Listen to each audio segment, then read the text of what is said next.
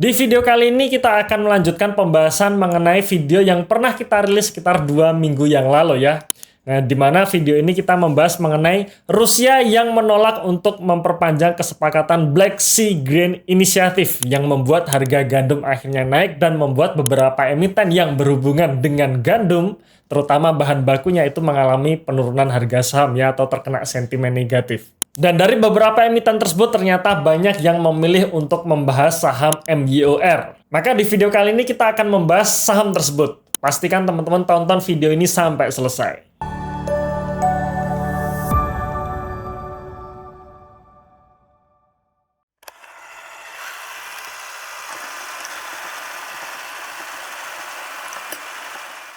Oke, sebelum kita masuk ke pembahasannya, silahkan teman-teman untuk mendownload ebook watchlist kami ya. Karena kami sudah menulis ebook di mana ada 5 saham yang menurut analisa kami masih kategori undervalue, di mana beberapa sahamnya ada potensi untuk naik 100%. Itu optimis saya. Ebook tersebut bisa dijadikan untuk tambahan referensi investasi Anda. Nah, ebook tersebut bisa didownload secara gratis melalui link di dalam deskripsi di video ini atau dalam kolom komentar yang sudah kami pin. Oke, sekarang kita bahas mengenai saham MYOR ya, atau emiten Mayora Indah Tbk. Dimana kalau kita lihat pergerakan harga sahamnya secara jangka panjang menurut saya bagus ya. Tahun 2013 sampai tahun 2018 selalu mengalami kenaikan, dan kalau kita bisa bilang untuk tahun 2018 sampai sekarang bisa dikatakan harga saham MYOR ini cenderung sideways. Saat video ini diambil, harga saham MYOR di perdagangan di level sekitar 2.550. Nah, sepanjang tahun 2023 harga saham MYOR juga cenderung sideways ya, hanya diperdagangkan di level sekitar 2.700-an saja. Sampai akhirnya berita mengenai Rusia tadi itu akhirnya muncul ya, membuat harga saham MYOR turun. Dari level sekitar 2.720 turun sampai ke level 2.300 ya, sebelum akhirnya di awal bulan Agustus ini saham MYOR kembali rebound.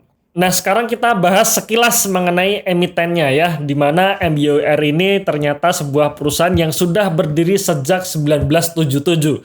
Saya belum lahir, MYOR sudah lahir.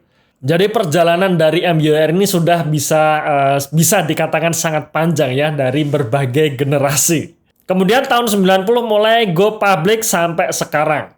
Mengenai produk-produk yang dihasilkan dari MYOR, saya yakin teman-teman tidak asing lagi ya, tidak asing dengan produk-produk ini. Misalkan seperti Kopiko, kemudian seperti coklat Coki-Coki, ada kopi Torabika, kemudian ada Energen Cereal. Kemudian ada roti atau kue beng-beng yang banyak disukai oleh anak-anak, termasuk juga anak saya. Pasti demen banget dengan yang namanya beng-beng ini. Jadi bisa dikatakan Mayora Indah ini mampu menciptakan produk yang menjadi top of mind kita. Yang dimana bisa dikatakan ini adalah produk-produk yang semuanya market leader.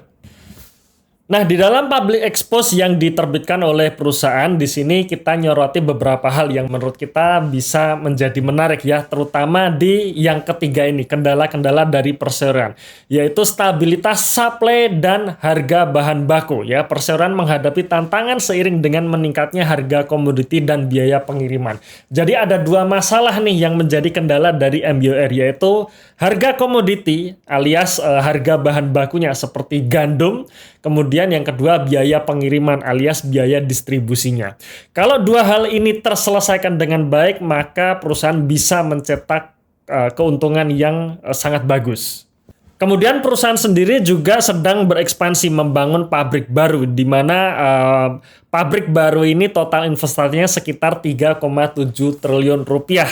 Rencananya bisa digunakan untuk operasi penuh ya, atau mulai beroperasi di tahun 2024 nanti dengan kapasitas 200.000 ton per tahun. Jadi dengan adanya pabrik baru tersebut, kemungkinan besar kapasitas untuk memproduksi biskuit dan wafer itu naik sekitar 30%.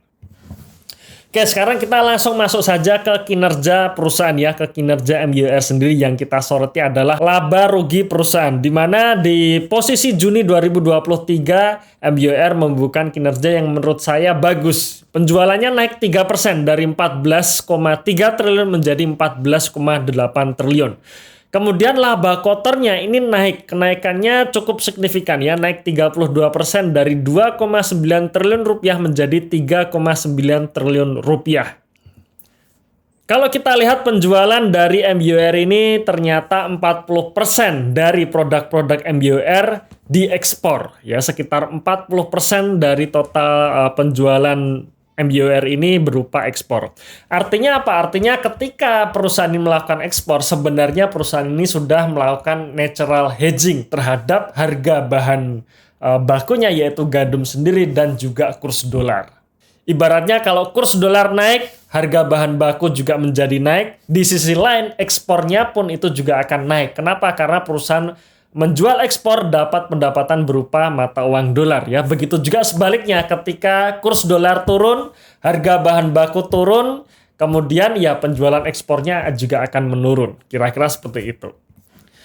Nah, yang menarik lainnya adalah di beban pokok penjualan, di mana per posisi Juni 2023, beban pokok penjualannya justru turun 4,5%. Ya, jadi bisa dibayangkan ya, ketika penjualannya naik, justru beban pokok penjualannya turun. Nah, kalau kita lihat lebih dalam lagi di beban pokok penjualan, ternyata penurunan dari beban pokok penjualannya ada di pos bahan baku dan pembungkus yang digunakan, di mana pos ini menyumbangkan penurunan beban pokok penjualan yang cukup signifikan dari 9,4 triliun rupiah menjadi 8,8 triliun rupiah. Artinya sebenarnya perusahaan sudah menikmati penurunan dari harga bahan baku dan pembungkus. Di mana memang kalau kita lihat harga gandum sendiri di tahun 2023 ini, walaupun ada sentimen negatif tadi, sebenarnya harga gandum sendiri sudah lebih turun atau lebih rendah dibandingkan harga gandum di tahun 2022 lalu. Nah, ketika harga bahan baku turun, di sisi lain penjualannya naik, maka disitulah perusahaan menikmati margin yang besar ya, menikmati margin yang besar, di mana ini tercermin dari laba bersih yang naik signifikan. Naik 87% dari 653 miliar rupiah menjadi 1,2 triliun rupiah. Nah, di dalam public expo sendiri, manajemen mengatakan bahwa di tahun 2023 ini target dari manajemen adalah penjualannya naik 10% dan laba bersihnya naik 32%. Sekarang kita lihat nih, jika target ini tercapai, maka proyeksi ya, atau maka penjualan maupun laba bersih perusahaan dalam jangka panjang akan seperti ini. Dimana kalau kita lihat pendapatan dari MBUR bisa dikatakan selalu naik setiap tahun. Kenapa pendapatan dari MBUR bisa naik setiap tahun? Karena salah satunya produk-produk yang top of mind ini mampu menaikkan harga jualnya. Artinya apa? Artinya produk-produk atau makanan-makanan ini setiap tahun harganya naik, tapi masyarakat masih mau membelinya.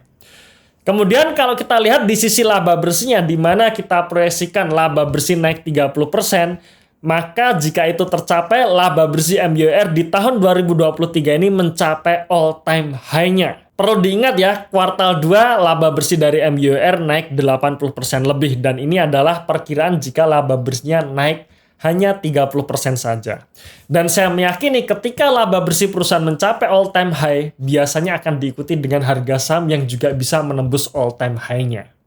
Oke, dari sekilas analisa tadi bisa kita simpulkan beberapa hal ya. Yang pertama, potensi dari laba bersihnya mencapai all-time high. Yang artinya kalau laba bersihnya mencapai all-time high, saya optimis harga sahamnya pun juga bisa menembus all-time high-nya, yaitu di 3.200. Kemudian kita bicara mengenai valuasi di harga 2.600 menunjukkan level PBV 4,4 kali dengan PI rasio 23 kali. Yang dimana memang valuasi ini sudah tidak bisa dikatakan murah lagi.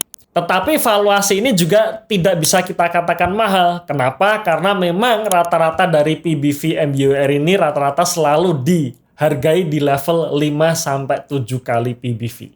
Jadi bisa dikatakan bahwa harga saham MBUR di level 2.600 itu menunjukkan harga wajarnya. Oke, sampai di sini dulu video kita kali ini. Terima kasih sudah menonton video ini sampai akhir. Tunggu video kami selanjutnya dan salam Passive Income.